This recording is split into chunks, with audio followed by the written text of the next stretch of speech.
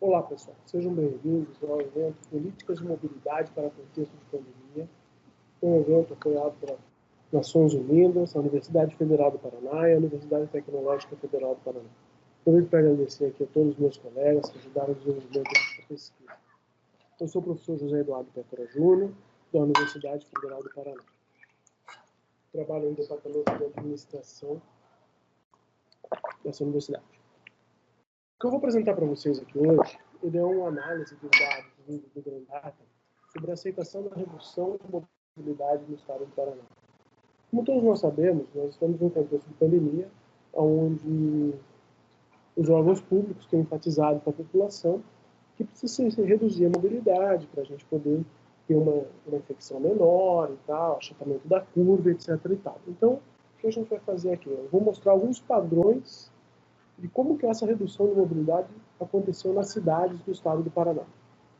Tem que ficar claro nesse ponto, é que isso daqui é uma pesquisa que ela está em curso, ou seja, os resultados eles não são finais, são resultados preliminares, e além do mais, isso daqui é o que a gente chama de uma pesquisa viva, né? Porque esses dados estão sendo alimentados dia a dia pelo Grandata, pelas secretarias de saúde, e essas análises elas podem ocorrer dia a dia e as conclusões elas podem ser um pouquinho diferentes dependendo da data que você faz a análise. Essa pesquisa está basicamente dividida em 5 fases.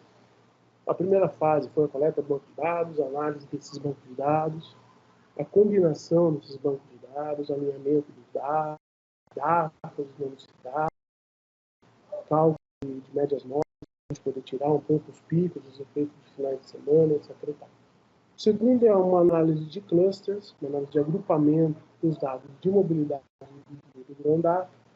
A terceira fase, que está sendo executada nesse momento, então a gente não tem resultado, é também uma análise de agrupamento dos dados de infecção, dos dados das secretarias de saúde. Uma quarta fase, a gente vai correlacionar essas duas, os resultados das fases 2 e 3. E numa quinta, recomendações de políticas públicas advindo dessa pesquisa. Então vamos lá, o que é um padrão de mobilidade, só para ficar claro? Esse gráfico que eu tenho aqui no slide, eu tenho no eixo Y a mobilidade. Então, o que a gente precisa saber é que o zero, ele é um padrão de mobilidade pré-pandemia.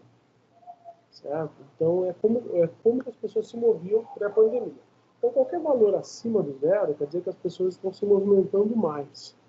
Qualquer valor abaixo do zero quer dizer que as pessoas estão com a mobilidade reduzida, se movimentando menos. Né? E o meu eixo X, ele é a quantidade de dias depois do primeiro caso naquela cidade. Certo? Então, eu tenho o primeiro caso e tenho a quantidade de dias desde o dia 1. Então, a gente pode ver que aqui eu tenho 5 cidades do estado do Paraná, eu peguei 5 cidades que têm padrões de mobilidade distintos, né, para a gente ver. A gente pode ver, graficamente, olhando só olhando o gráfico, a gente consegue ver que a cidade de Guarapuava ela tem um padrão, né, que ela aceitou muito pouco a redução da mobilidade, na verdade até aumentou. A cidade de Colombo está orbitando em torno do zero, ali, ou seja, nos padrões de mobilidade pré-pandemia, um pouco acima e um pouco abaixo. A cidade de Maringá e Londrina elas têm padrões muito similares. O comportamento das pessoas nessa cidade é muito similar. E a cidade de Curitiba, esse gráfico mais embaixo, ela tem um padrão de comportamento para as pessoas aceitarem mais essa redução de mobilidade e estão andando menos.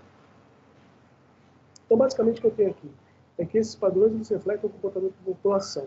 E essas diferenças são causas por aspectos culturais, econômicos, etc. Então, eu tenho aqui o recorte dos dados. Nós pegamos todas as cidades que têm pelo menos 150 dias de infecção e 15 mil habitantes. Isso aí foram posicionando 36 cidades. Na análise de clusters, ou análise de agrupamento, o que nós tivemos aqui? Nós identificamos 5 fases dos padrões de mobilidade. Normalmente eu peguei aquele gráfico com as 5 cidades, né, para mostrar essas 5 fases para vocês. A primeira fase é uma aceitação inicial, uma queda. Então houve aquele impacto inicial na pandemia, as pessoas ficaram cientes que tinham que reduzir a mobilidade, levaram aquele susto e diminuíram a sua mobilidade. Então a gente pode ver que cai, esses valores iniciais aqui nessa área sombreada, elas estão abaixo do zero. Né? A segunda fase é o que a gente chama de um relaxamento, é um relaxamento dessa redução. Então, ou seja, as pessoas tendem a voltar a uma certa normalidade, porque elas têm que manter uma certa atividade econômica, né? Elas têm que andar, elas têm que se movimentar, e isso aí ela vai chegar num novo normal, num novo nível de mobilidade, que é diferente de cidade a cidade. Mas é uma fase de crescimento. Então a gente pode ver que todas essas curvas aqui, elas são uma inclinação para cima, crescendo. Tem a fase 3, que é uma fase de equilíbrio, né?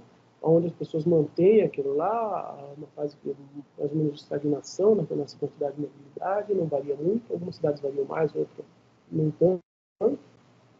A gente identificou uma quarta fase aqui por volta do 100º dia após o primeiro caso, onde teve uma queda, né? Começa uma queda nessa mobilidade.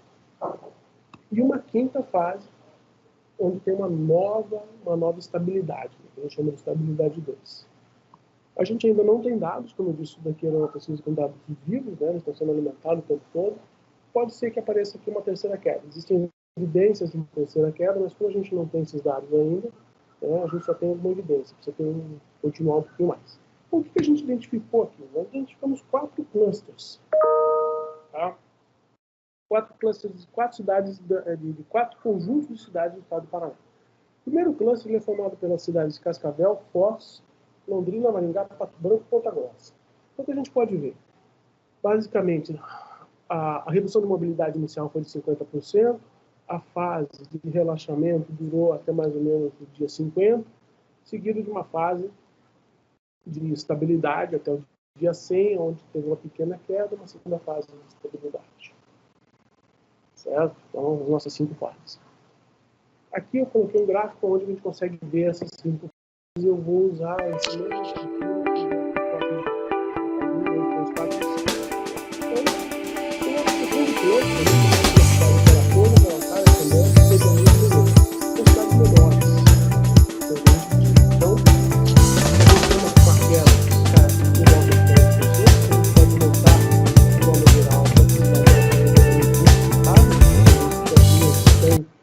próximas umas das outras, né?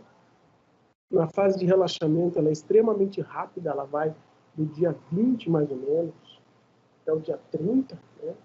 Então, as pessoas deixam de adotar a redução na mobilidade nesses 10 dias, tem uma fase de estabilidade de equilíbrio, aqui uma fase 3 longa, certo?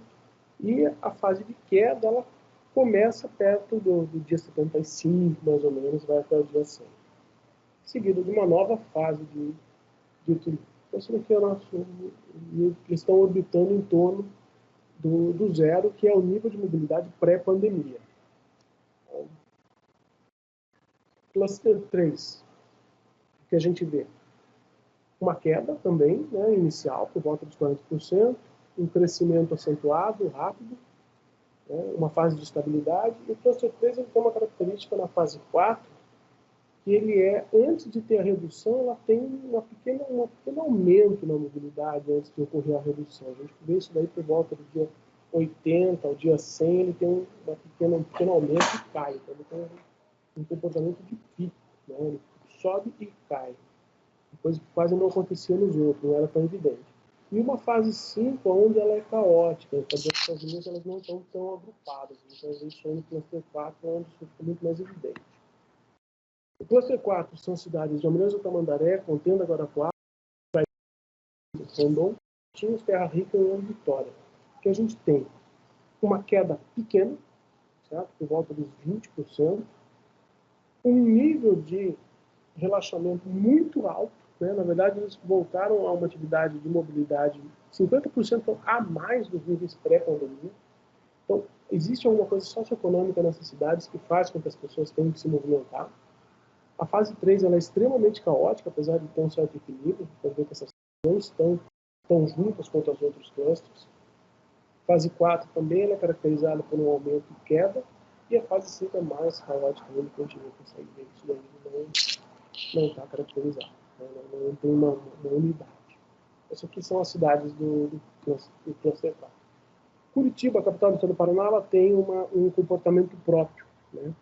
Ela caiu em dois momentos. Então, no primeiro momento, ela caiu por volta de 25%, depois abaixo de 60% de mobilidade, ou seja, as pessoas estão dando 60% menos.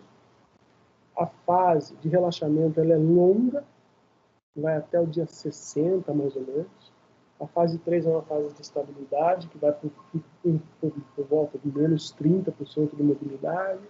Tem uma fase 4, que é essa segunda queda, que ela é uma queda discreta, e se estabiliza por volta de menos 40%, menos 45% de mobilidade. Então, o que a gente tem aqui?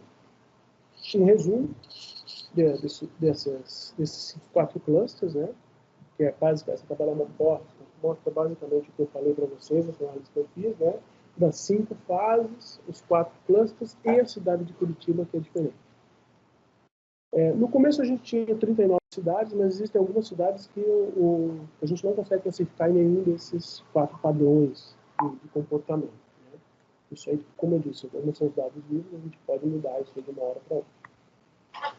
Então, para concluir aqui, o que a gente tem? Isso aqui é uma pesquisa em andamento, que eu estou tentando estar finalizada. Eu tenho a primeira fase de coleta dos bancos de dados, combinação deles, foi executada. A segunda fase, análise de agrupamentos dos padrões de mobilidade, ela está executada. E agora, nesse momento, nós estamos executando uma análise de agrupamentos para os padrões de infecção para cada uma das cidades. Então, a gente vai ter uma análise similar a essa que eu mostrei, só que ao invés de dados ser a mobilidade, é o padrão de infecção.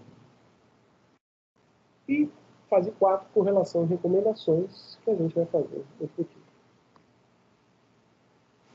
Muito obrigado pela atenção de vocês. Novamente, eu agradeço a todos os meus colegas pela ajuda, pelas discussões e tudo. Né? Agradeço a Grandato por fornecer os dados para a gente, as secretarias estaduais por fornecer os dados de infecção também. Eu deixo aqui o meu e-mail, pecora@ufpe.br. Caso vocês tenham alguma questão, é só me enviar. Muito obrigado e até mais. Bom, essa foi a fala do professor José Eduardo Pécora, que, como eu reforço, ele não está no Brasil, está no Canadá, está contribuindo com esse projeto a longa distância, né? E até escapando das trovoadas que estamos sofrendo nesse exato momento aqui em Curitiba. Eu vou convidar, então, para vir ao palco aqui, né, o professor Ricardo Luders, da UTFPR. Professor Ricardo, você pode assumir o palco.